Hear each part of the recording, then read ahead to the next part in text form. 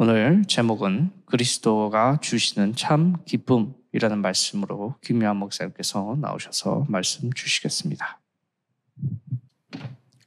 6월 15일 그리스도가 주시는 참 기쁨 로마서 15장 1절에서 7절 말씀이 되겠습니다. Název Skutečná radost, kterou dává Kristus. Text Římanům 15, 1 až 7. 성경 마태복음 24장에 보면은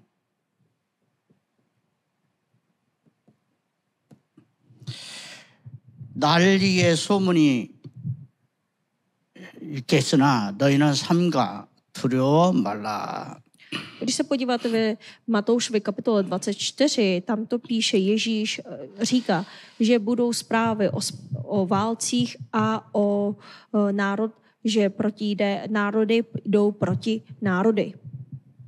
지금 마지막 때에 세상에서 일어난 징조입니다. A Ježíš říkal, že to jsou záznamy nebo takové znaky, že přišel poslední čas. 러시아 우크라이나 전쟁, 이스라엘과 이란 전쟁, 그리고 지금 비행기도 추락, 이렇게 안 좋은 소식들이 많이 들려오기 시작합니다. Slyšíme váleční zprávy, válka mezi Ruskem a Ukrajinou, konflikt mezi Iránem a Izraelem, havárie letadla. 그래서 저와 여러분은 이 세상에 안 좋은 소식만 계속 들려진 게 아니라 그리스도가 주시는 기쁨이 있습니다. Neměli bychom jenom poslouchat zprávy, které nám předává takové špatné zprávy, ale měli bychom i zároveň soustředit se na tu dobrou zprávu, kterou Kristus nám dal. 오늘 로마서 15장에 2절과 3절 보면은 이런 말씀이 있습니다. Když se podíváte na Římanům kapitola 15, 2 až 3. 우리 각 사람이 이웃을 기쁘게 하되 선을 이루고 덕을 세우도록 할지니라. 그리스도께서 자기를 기쁘게 하지 아니하셨나니 기록된 바 주를 비방하는 자들의 비방이 내게 미쳤나이다 함과 같으니라. Každý z nás, ať se snaží líbit blížnímu k jeho dobru pro jeho budování. Vždyť i Kristus neměl zalíbení sám v sobě, nýbrž, jak je napsáno, urážky těch, kdo tebe tupili, padly na mě. 저와 여러분이 이웃에게 기쁘게 할 수 있는 힘이 있습니다. Vy máte skutečnou sílu, abyste dali pravou radost, které můžete přinášet vašim blížním.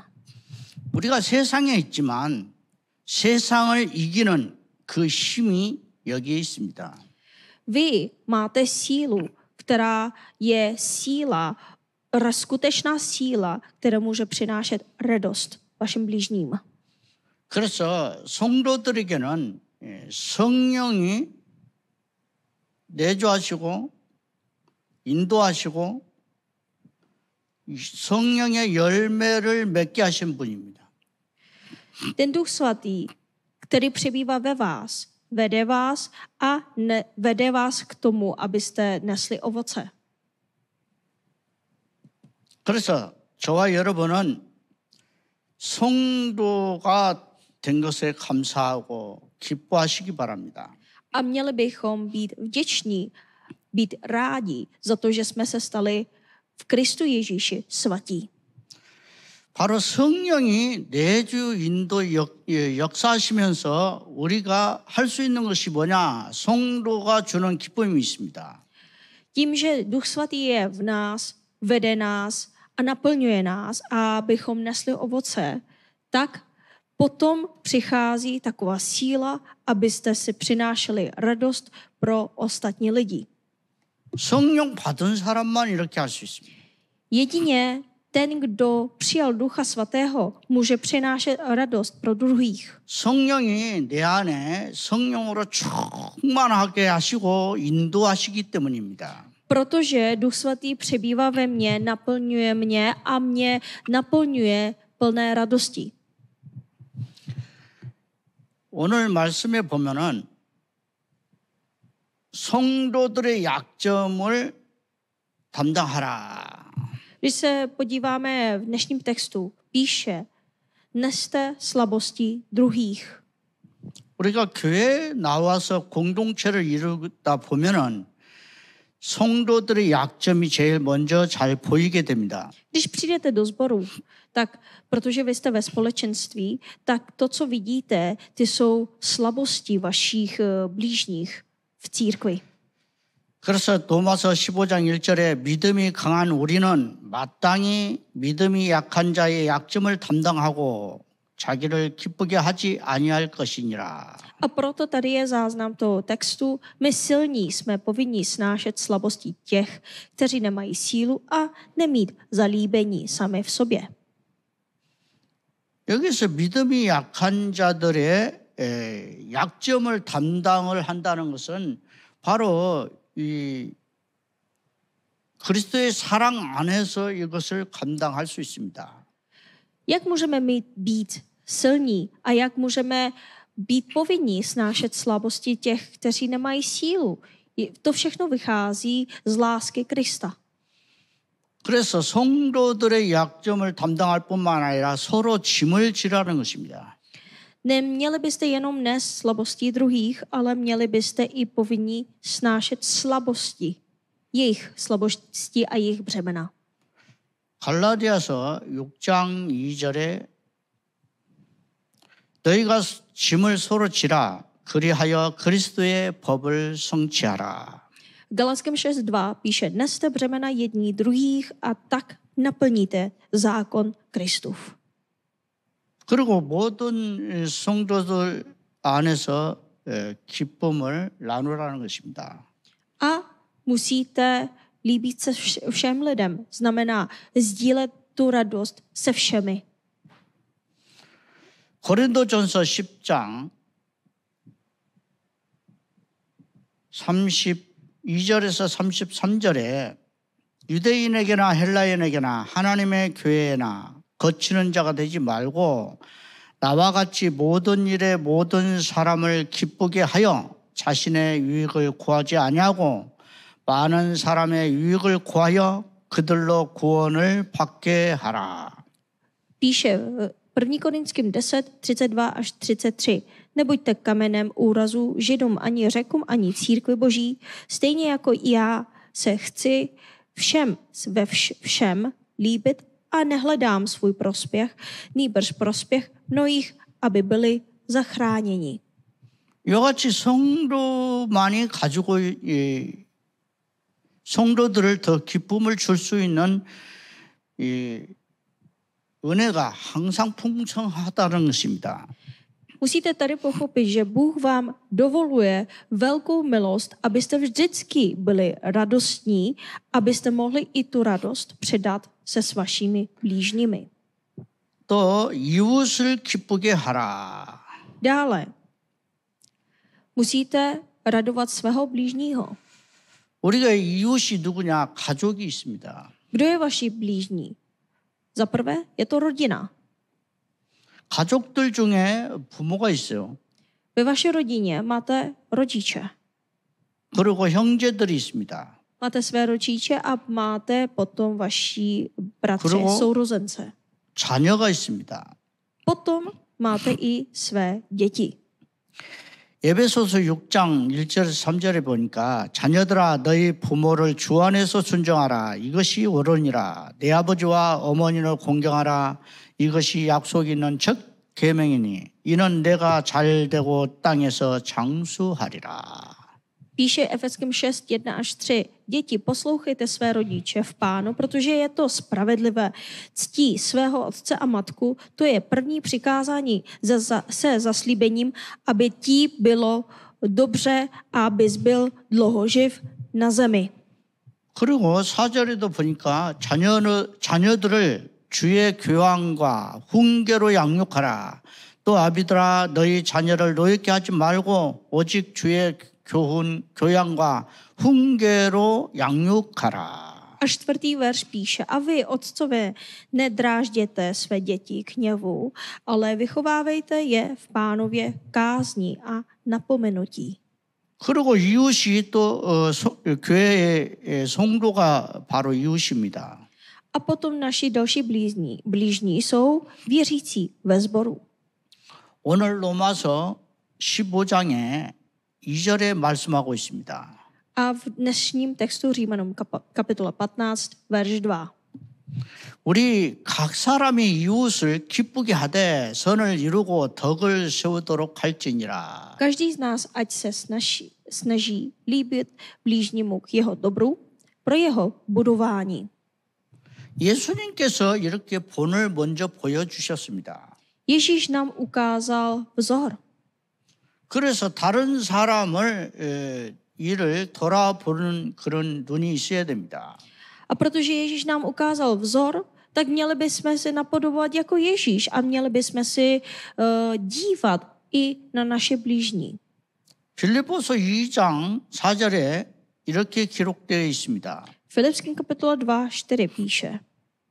각각 자기 일을 돌아볼 뿐더러 또한 각각 다른 사람의 일을 돌아보아 나의 기쁨을 충만케 하라.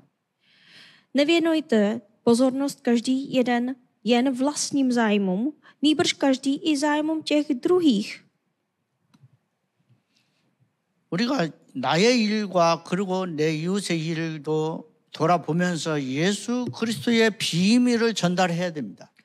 Že tím pádem, že myslíte si na Ježíše Krista a myslíte si na i blížní, tak musíte předávat to dílo Ježíše Krista dalším lidem, to znamená našim blížním. 그래서 또 덕을 세우라는 말도 있습니다.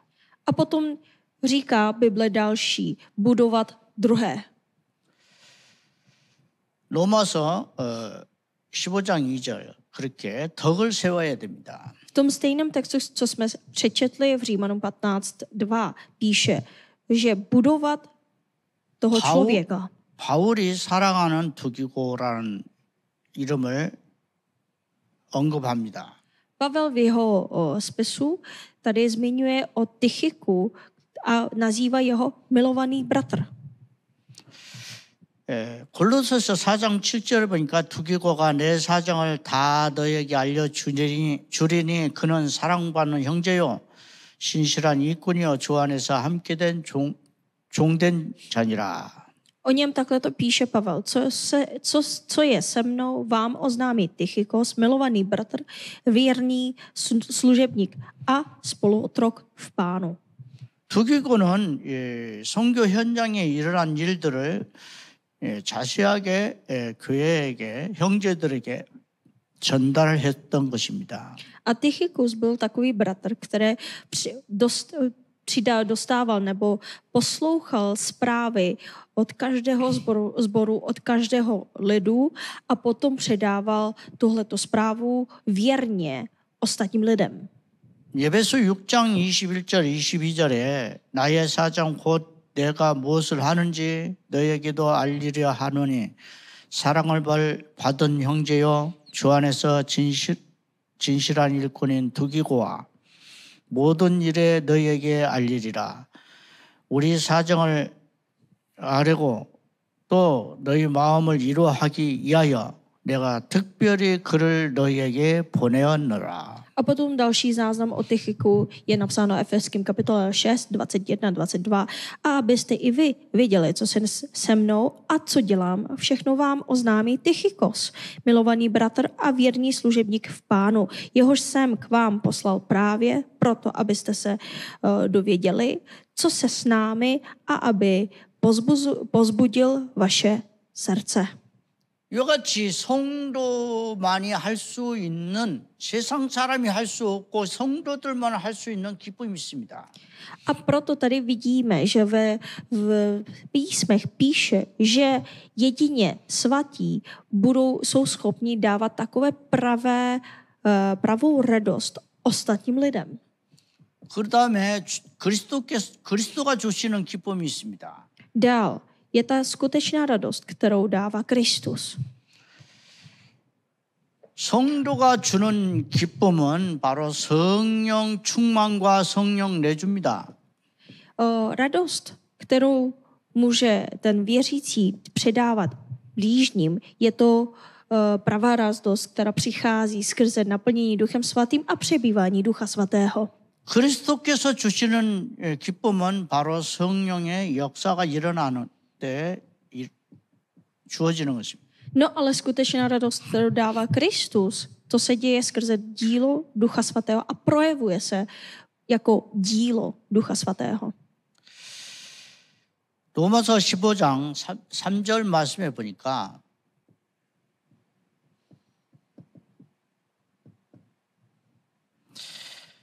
그리스도께서 자기를 기쁘게 하지 아니하셨나니 기록된 바 주를 비방하는 자들의 비방이 내게 미쳤나이다 함과 같으니라. Třetí verš, 15. kapitola Římanům píše, vždyť i Kristus neměl zalíbení sám sobě, nýbrž, jak je napsáno, urážky těch, kdo tebe tupili, padly na mě.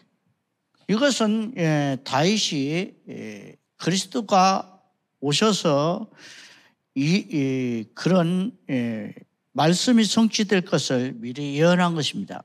A David, žálmista, napsal ty žálmy jako prorocké žálmy o Kristu. 바로 그리스도께서 십자가에 죽으시고 부활하시고 우리에게 성령을 주셔서 기쁨이 충만하게 하기 위한 것입니다. Aby skrze ty písma on nám slíbil, že pošle Ježíše Krista, aby skrze Ježíše Krista, abychom dostali Ducha Svatého, aby radost v nás byla úplná. 그래서 누가복음 2장 14절에도 이렇게 기록되어 있습니다. A proto Lukášovi 2:14 taky to píše. 지극히 높은 곳에서는 하나님께 영광이요 땅에서는 하나님이 기뻐하시는 사람들 중에 평화로다. Píše sláva na výsostech Bohu a na zemi pokoj mezi lidmi Božího zalíbení. 그래서 예수님은 바로 우리에게 하나님 만나는 길 선지자가 되셨습니다. Ježíš, on se stal pravým prorokem, který otevřel cestu Bohu. 그리고 죄의 문제를 용서받을 수 있는 제사장이 되셨습니다. On se stal pravým knězem, který otevřel pravou cestu k odpuštění hříchu. 그래서 모든 죄와 사망의 법에서 너를 해방하였습니다. Že tě osvobodil od zákona hříchu a smrti do zákona a tě přenesl do zákona života a ducha. 예수님께서 참 왕의 일을 하셔서 사단의 일을 완전히 꺾어 버렸습니다. Ježíš se stal pravým králem, který otevřel cestu k vítězství nad satanem, ďáblem a zlým duchy. 지금 시대에 사단이 얼마나 역사합니까? V dnešní době vidíte velkou práci satana. 모든 거짓말이 왕성한 게 바로 이 인터넷을 통해서 전달되고 있습니다. Vidíte, že činnosti satana, to se velice rapidně to projevuje skrze internet, že lidé předávají lži po lži. 그래서 그리스도만이 우리의 참 소망입니다. Jenom Kristus je naše pravou naději.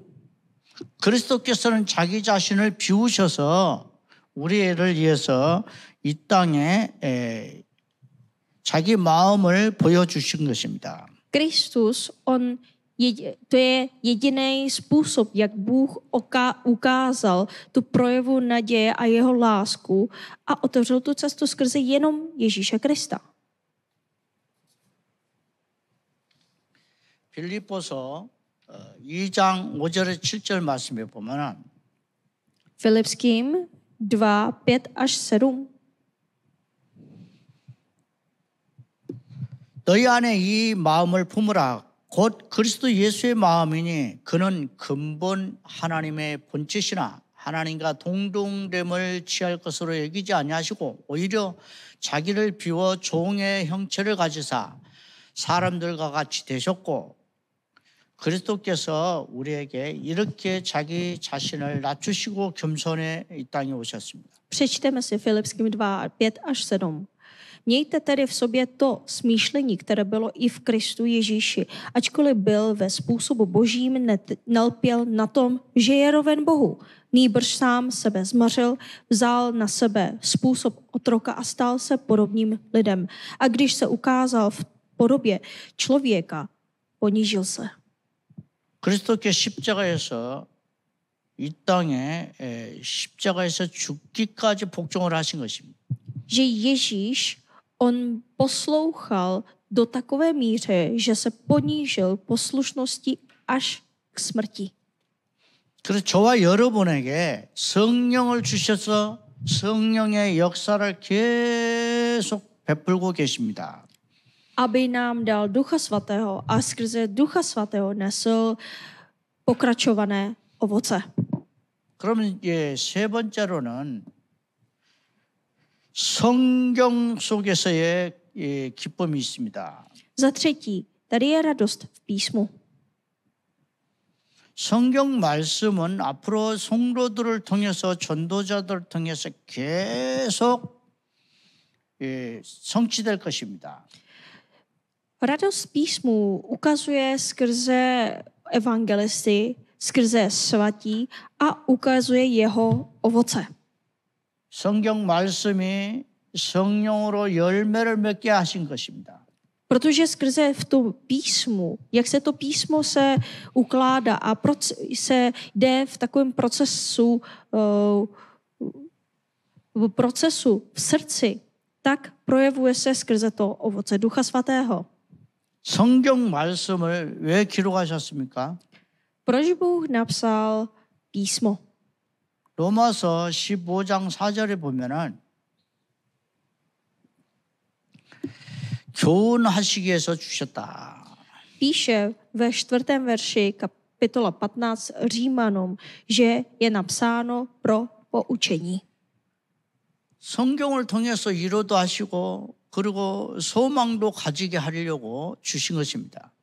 Abychom nás poučil, abychom měli trpělivost, útěch a měli naději. 성경을 통해서 인내할 수 있는 것도 배우게 하셨습니다. Nám dává nejenom útěchu a naději, ale i nám učí, abychom mohli být trpěliví. 여러분, 성경 말씀이 여러분이 해답이 되고요. 여러분이 이 기도해서 전도해서 말씀이 성취되면 응답이 됩니다. Skrze písmo dostanete řešení a skrze řešení pak přijdete na to, že se musíte modlit a skrze modlitbu dostanete odpověď od Boha. 그것이 여러분이 증거가 돼서 증인으로 설 수 있는 것입니다. A tohle to vám potom se stane pro vás důkazem a důkazy vás vedou, abyste mohli být to svědky. 우리가 무조건 인내하고 참는 것이 아닙니다. 방향이 있고 목적이 있다는 것입니다.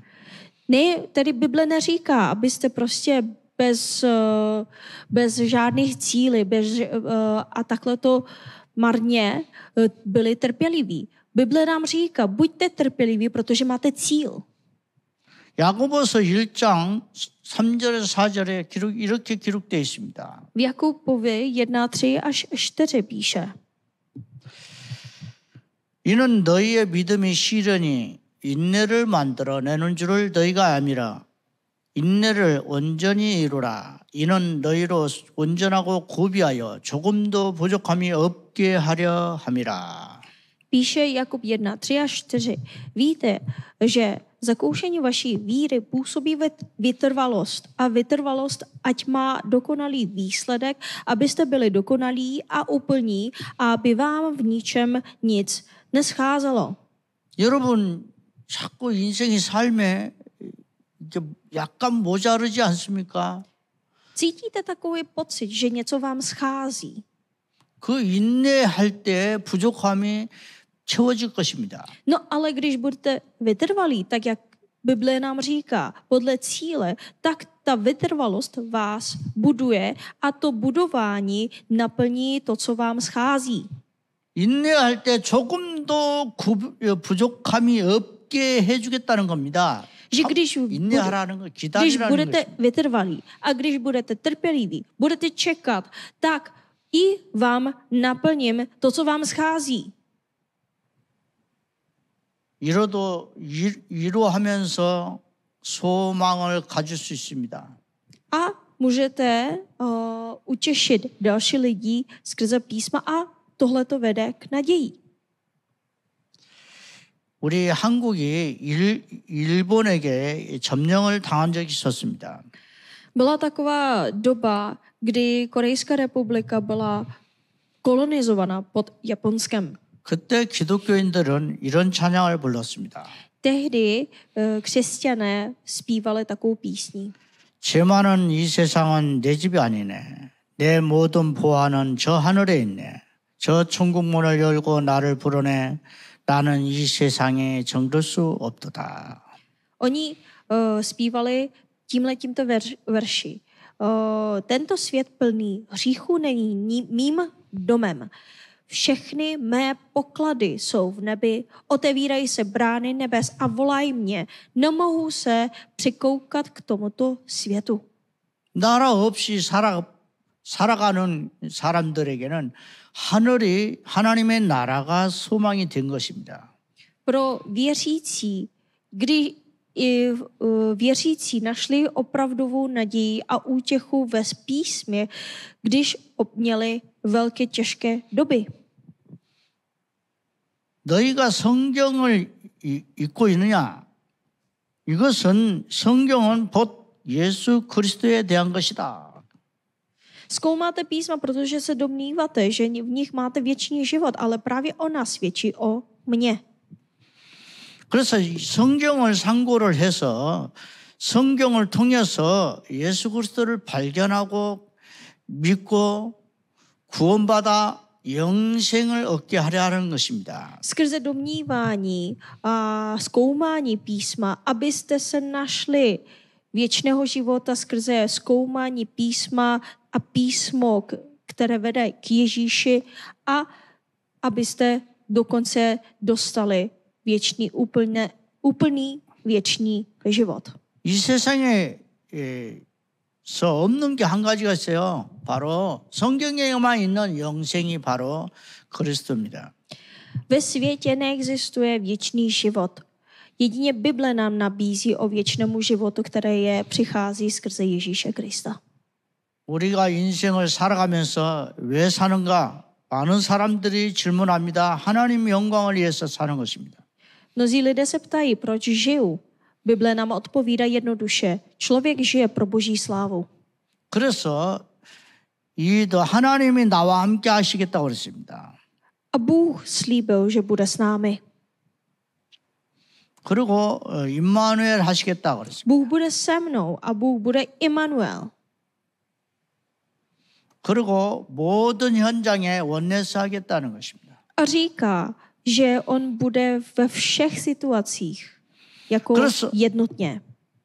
그래서 저와 여러분은 그리스도 안에서 서로 이렇게 받아들일 수 있는 마음이 있어야 됩니다. A proto měli bychom mít jedné ústy, tak abychom mohli navzájem rozumět v Ježíši Kristu.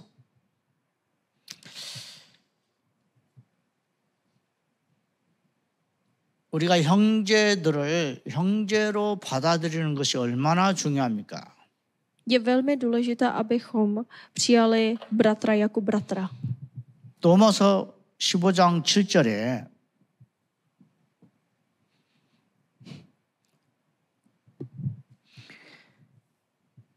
말씀을 상고해야 되겠습니다. Měli bychom přijímat písmo v Římanům 15:7. 그러므로 그리스도께서 우리를 받아 하나님께 영광 돌리심과 같이 너희도 서로 받으라. Proto přijmete jeden druhého, tak jako Kristus k slávě Boží přijal vás. 그래서 형제들을 이렇게 받아들이고 함께하고 기쁨을 나눠주고 이것이 바로 하나님 나라의 비밀입니다. No podívejte se tady, jak Ježíš nás přijal jako k sobě, jako jednou rodinu. Měli bychom i taky přijímat našich blížních. 여러분이 기쁨이 어디서 나오는지 아십니까? Víte, odkud přichází pravá naděje a pravá radost? 바로 성령이 내주하시고 인도하시고 성령의 역사와 열매를 통해서 계속 기쁨이 쏟아나는 것입니다. Radost přichází skrze přebývání, vedení, naplnění Duchem Svatým, nesení dílo Ducha Svatého a nesení ovoce Ducha Svatého. 여러분이 노아 시대처럼 방주 안에 들어가는 것처럼 예수 안에 들어가야 됩니다. Tak jak Noé v jeho době vešel do archy, aby zachránil celý svět, tak vy byste měli vejít k Ježíši Kristu a do jeho církve. 이 기쁨이 여기에 다 숨겨져 있기 때문에 이 속으로 들어가야 돼요. Protože radost je skryta v tom.